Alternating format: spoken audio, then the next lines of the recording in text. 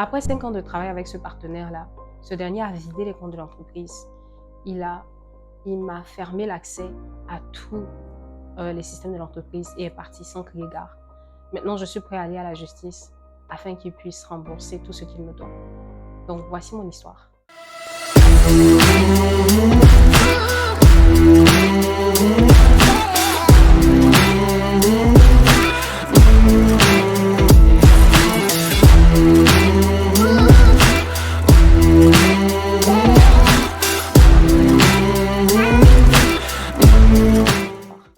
Donc, Carl et moi, nous étions amis et on avait fait l'université ensemble en web development, donc en informatique.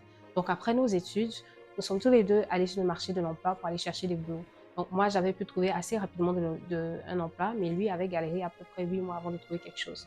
Donc, ce faisant, chacun a cheminé jusqu'à ce qu'on se dise que ce serait bien d'espérer à faire de nouvelles choses, du moins de goûter à de nouvelles choses, de s'épanouir.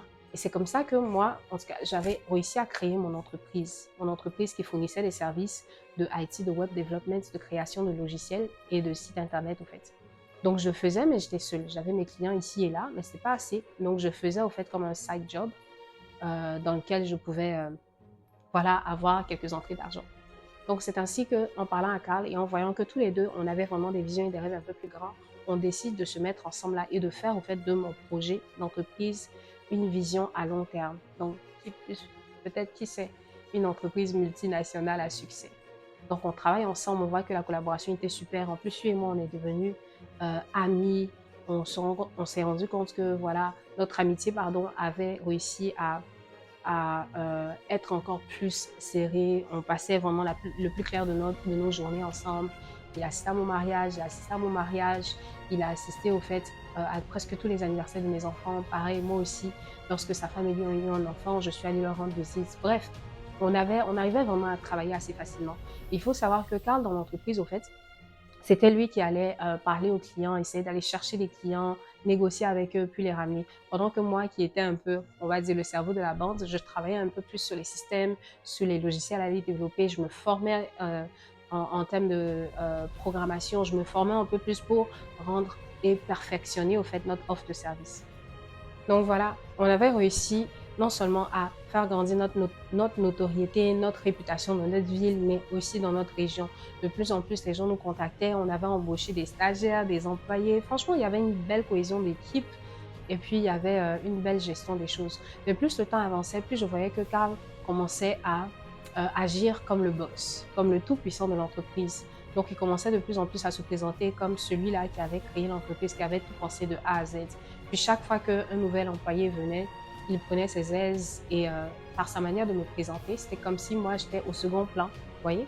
Comme si moi j'avais juste, il m'avait recruté dans l'entreprise alors que non, on était partenaires sur cette affaire-là et que c'était moi qui avais eu la vision normale du projet. Donc j'ai remarqué que plus le temps passait, plus il avait des rencontres tout seul avec les clients. Alors qu'auparavant, il partait par exemple euh, chaque fois qu'il trouvait des leads, on faisait ensemble des réunions pour savoir au fait comment développer le produit, de quoi est-ce que le client avait besoin exactement pour pouvoir mieux le servir. Donc, on faisait ces réunions ensemble. Mais j'ai remarqué qu'il faisait de plus en plus de réunions ensemble, puis il ne me donnait pas au fait des briefings de ces réunions-là pour me dire de quoi est-ce qu'ils avaient discuté. Donc, et non seulement ça, mais il bouquait des réunions aussi un peu de son côté avec l'équipe et il prenait des décisions concernant la vie de l'entreprise et la structure de l'entreprise tout seul, sans me consulter, ce qui était hors de question parce qu'on était censé être en partenariat. Donc, j'ai vu les premiers mois, je l'ai interpellé. Il m'a dit que c'était normal, que c'est parce que voilà, étant donné que moi j'étais un peu trop occupée dans la programmation des choses, il essayait de mieux gérer au fait l'organisation de l'entreprise. Fait que je lui ai fait confiance. Mais arrivé un moment, j'ai commencé à voir qu'on me mettait un peu trop à l'écart. Je l'ai interpellé une deuxième, puis une troisième fois, puis rien. Il continuait quand même. Et il essayait de me rassurer en me disant, ah, t'inquiète, de toute façon, l'entreprise se gère bien, on continue à générer des fonds, t'inquiète. Ce que je ne savais pas, c'est que ce type-là me préparait un gros coup.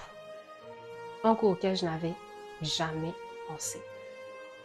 Un beau matin, comme d'habitude, je me lève, je prends mon café, je prends ma voiture, puis direction le boulot. Donc, j'arrive au bureau, puis j'essaie de me connecter. Déjà, surprise de voir que la plupart des employés qui étaient là très tôt le matin, comme moi, à 7 heures, n'y étaient pas. Puis, ok, bon, je laisse tomber. Du moins, j'ai l'habitude d'être le premier à arriver, puis je me dis que les autres vont arriver un peu plus tard. Donc, j'ouvre l'ordinateur, j'essaie de me connecter au système, rien. Je tape mon mot de passe, je tape mon identifiant, rien, j'arrive pas à me connecter. Donc, j'ai passé 30, 1 heure, 2 heures, rien du tout. Donc, j'essaie d'appeler pour voir qu'est-ce qui se passe, mais le système, du moins, les personnes qui s'occupaient du système informatique n'étaient pas joignables. Pire encore, on venait de recevoir de l'argent d'un client, donc c'est un gros montant. Fait que je voulais m'assurer qu'on avait effectivement reçu ce montant-là. En essayant d'aller vérifier les comptes de l'entreprise, rien, j'ai pas accès. Pire encore, j'appelle la banque, puis on me fait savoir que, oh, effectivement, tous les transferts sont passés et que l'argent, du moins, mon associé avait viré tout l'argent de l'entreprise dans son compte à lui. Vous vous rendez compte? Il avait vidé les comptes de l'entreprise. Pourtant, dans ce compte-là, dans tout cet argent, il y avait les salaires des employés, il y avait ma pension, ma vision de retraite, les investissements futurs que je voulais faire pour mes enfants et tout. Donc, je ne comprenais pas, j'étais confuse. Je me demandais si on avait déjà été hacké. Mais quand on m'a fait comprendre que mon associé, mon partenaire était celui-là même qui avait vidé les comptes, je suis tombée des nues. J'ai failli avoir une crise cardiaque. Est-ce que vous pouvez vous imaginer de la douleur, de la confusion, du degré de trahison en fait? Donc, après ça, j'ai essayé de le contacter, j'ai essayé d'aller voir chez lui, de contacter des personnes qu'on avait en commun, rien. Il s'était évaporé dans la nature. Donc, je ne pouvais plus le contacter. Cette situation m'a valu des nuits blanches, d'autant plus qu'on avait aussi pris un prêt avec la banque qu'on devait rembourser. Donc, j'étais vraiment dans de graves problèmes. Vers qui est-ce que j'allais me tourner pour me rembourser? Pourquoi est-ce que cet homme-là, en qui j'avais mis toute ma confiance, avec qui on arrivait à collaborer vraiment sans problème, m'avait fait ça? Franchement, s'il était venu vers moi et qu'il m'avait dit « Oh, mais tu sais, j'ai un parent qui est malade au bord de la mort, si on ne décaisse pas les fonds pour aider cette personne », peut-être que j'aurais été compatissant et j'aurais accepté de décaisser les fonds de l'entreprise. S'il était venu vers moi pour m'expliquer peut-être un nouveau projet, peut-être que j'aurais été ouvert à la chose. C'est vrai que moi, dans ma manière de faire, j'aime quand on est structuré et j'aime pas trop quand on va vers des projets un peu qui sortent un peu trop de la norme, mais il y aurait eu moyen de négocier, de voir dans quelle manière est-ce qu'on pouvait le faire. Mais je ne comprenais pas. Toujours dans la confusion, j'arrivais pas à dormir, j'arrivais pas à manger. Je vous assure, j'ai perdu 5 kilos. 5 kilos, ça a l'air peu pour vous, mais en tout cas, bref. C'était beaucoup pour moi, c'était lourd. Donc, après cette situation, j'avais pas le choix, je devais recommencer. Donc, qu'est-ce que j'ai fait? J'ai essayé de chercher déjà un emploi à temps plein, histoire de euh, pouvoir régénérer au fait des fonds, ce que j'ai fait. Puis après 1 an, je pense 2 ans à peu près, après avoir travaillé pour une autre entreprise, j'ai reparti au fait une entreprise de mon côté. C'était difficile, il fallait rebâtir la confiance avec les gens, euh, essayer ou du moins aller chercher de nouveaux clients, montrer notre valeur, aller chercher d'autres personnes peut-être de confiance qui allaient m'aider. Mais ça a été fait. Donc aujourd'hui, je ne suis pas au niveau où j'étais avant, mais au moins j'ai pris conscience de l'importance de savoir ou de connaître véritablement les personnes avec lesquelles on travaille. Donc, je ne sais pas si vous aussi, vous avez vécu une situation pareille. Est-ce que vous êtes déjà confié à une personne pour un projet ou avez intégré une personne à votre équipe puis cette personne vous a trahi ou bien enlevé le tapis au fait sous les pieds? Donc, racontez-nous en commentaire si vous avez vécu une telle situation. Puis, si ça avait été vous, comment est-ce que vous allez réagir? Donc, j'ai intenté le procès après plusieurs années. Et voilà, jusqu'à présent, on ne sait pas où Karl est. Donc, on attend toujours des nouvelles afin de pouvoir continuer le processus.